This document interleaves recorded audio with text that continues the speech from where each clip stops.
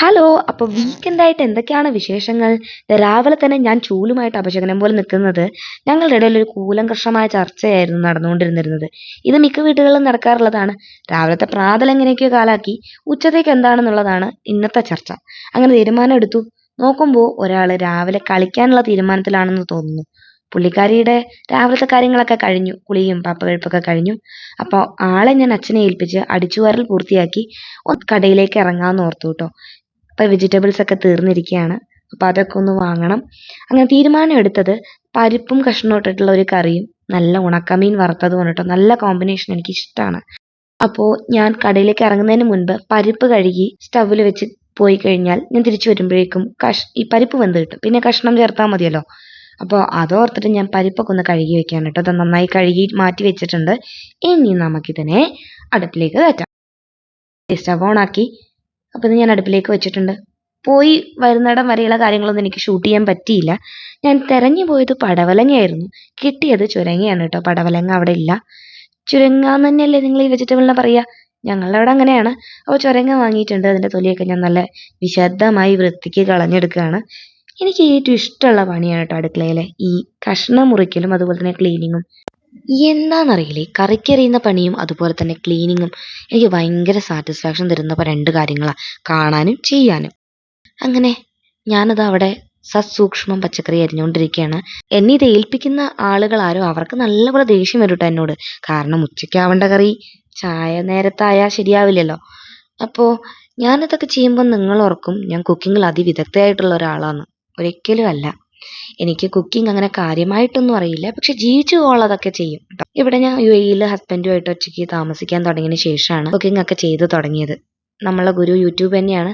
ഞാൻ തൊലിയൊക്കെ കഷ്ണങ്ങളെ കളഞ്ഞെടുത്തിട്ടുണ്ട്. ഇതുപോലെ ചെറുതായിട്ട് അരിഞ്ഞെടുക്കുകയാണ് കേട്ടോ. അങ്ങനെ അപ്പോൾ ഈ പരിപ്പ് കറിയും പരിപ്പും കഷ്ണോട്ട കറിയും മീൻ വറുത്തതും ഉണക്കമീൻ വറുത്തതും എനിക്കൊരു ചെറിയ നൊസ്റ്റാൾജിയ തരുന്നൊരു കാര്യമാണ്. വീട്ടിലെത്തിയൊരു ഫീലാണ്. കാരണം എൻ്റെ വീട്ടിൽ ഈ കോമ്പിനേഷൻ ഇടയ്ക്കിടയ്ക്ക് ഉണ്ടാക്കാറുണ്ട് കേട്ടോ. അപ്പോൾ എനിക്ക് ഈ കറി കൂട്ടുമ്പോൾ ഒരു സന്തോഷമാണ്. വീട്ടിലെത്തിയ പോലെ ഒരു സുഖമാണ്. അപ്പോൾ നമ്മുടെ പരിപ്പ് ഇതാ വെന്തിട്ടുണ്ട്. കഷ്ണങ്ങൾ ഇതാ ചേർക്കണം. ഇനി നമുക്ക് ഇത് നല്ലപോലെ വേവിച്ചെടുക്കണം. കഷ്ണങ്ങളൊക്കെ നന്നായി ഒന്ന് വെന്ത് വരണം.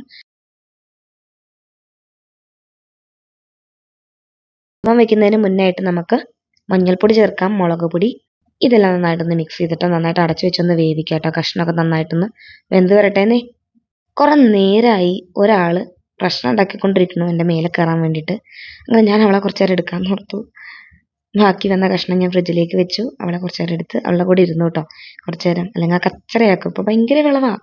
കണ്ടതത്രയും വായിലിടുക, അതുപോലെ തന്നെ എല്ലാവരുടെയും പിടിച്ച് പിടിച്ച് ഓടി നടക്കുക. ഇതൊക്കെയാണ് ഇപ്പോഴത്തെ ക്രൂര വിനോദം. അങ്ങനെ എന്താ പച്ചക്കറി അതുപോലെ പരിപ്പും ഒക്കെ വെന്ത് വന്നിട്ടുണ്ട്. ഇനി ഇതിലേക്ക് നമുക്ക് അരപ്പ് അരച്ചൊഴിക്കണം. അതിനാവശ്യമായിട്ട് ഞാൻ കുറച്ച് തേങ്ങ എടുക്കുന്നുണ്ട്. അതൊക്കെ നിങ്ങളുടെ കറിയുടെ ക്വാണ്ടിറ്റി അനുസരിച്ച് നോക്കി എടുത്തോളണം. അതിലേക്ക് സാദാ ജീരകം, ഇതൊരു കൈയളവാണ്, ഒരു ലേശം, ഒരു 1/4 ടീസ്പൂൺ എന്നൊക്കെ വേണമെങ്കിൽ പറയാം. അത് നന്നായിട്ട് മഷി പോലെ അരച്ച് ഞാൻ എന്താ മാറ്റി വെച്ചിട്ടുണ്ട്. ഇത് നമുക്കിതിനി കറിയിലേക്ക് ഒഴിക്കാം. കറി നന്നായിട്ട് തിളച്ചിട്ടുണ്ട്. കറിയിലേക്ക് ഒഴിച്ചിട്ടുണ്ട്. കറി ഒന്ന് കുറുകി വന്നിട്ടുണ്ട് കേട്ടോ. അപ്പോൾ ഈ തേങ്ങ അരച്ചൊഴിക്കുന്നതിൻ്റെ കൂട്ടത്തിൽ തന്നെ നിങ്ങൾക്ക് കറിക്ക് ആവശ്യമായ വെള്ളം ഒഴിക്കാം കേട്ടോ. ഇനി നമുക്ക് നന്നായിട്ടൊന്ന് ഇളക്കി യോജിപ്പിച്ചിട്ട് അടച്ചു വെച്ച് ഒന്നുകൂടി നന്നായിട്ട് തിളപ്പിക്കാം. ആ തേങ്ങയുടെ പച്ചമണമൊക്കെ ഒന്ന് മാറട്ടെ.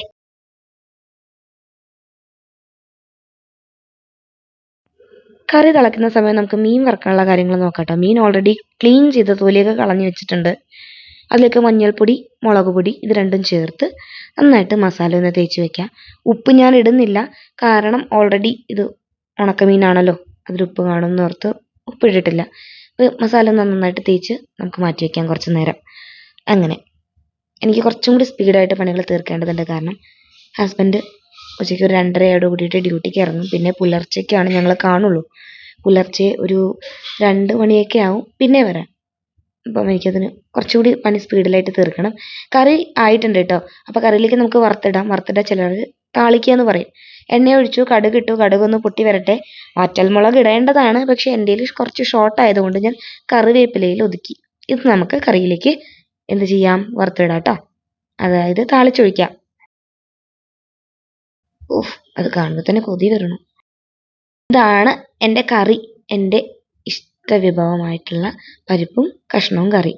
ദാ ഞാൻ നമ്മുടെ മുളക് തേച്ച് വെച്ചിട്ടുള്ള മീൻ വറുത്തെടുക്കുകയാണ് ഓരോന്നായിട്ട്.